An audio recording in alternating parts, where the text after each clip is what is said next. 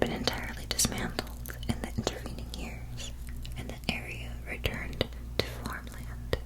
But this time, the crew rebuilt the town with permanent materials, allowing it to remain there.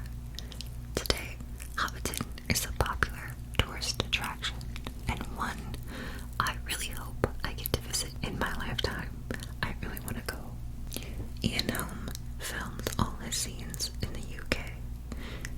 Ian Holm was too old to travel to New Zealand, so the scenes inside Bag End between Bilbo and Frodo were filmed in London and are among the only scenes in all 6 movies that weren't filmed in New Zealand.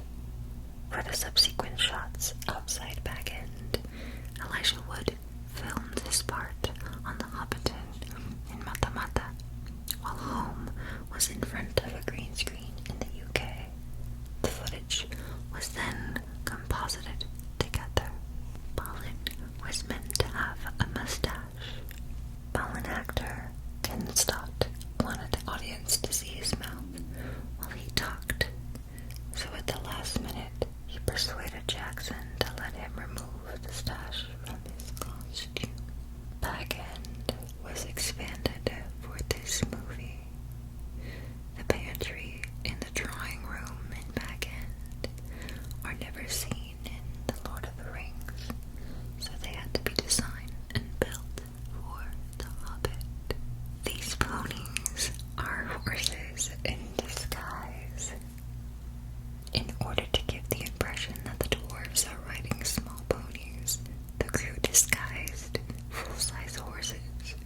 They gave them shaggy hair and long manes, so they contrasted with the horse that Gandalf is riding.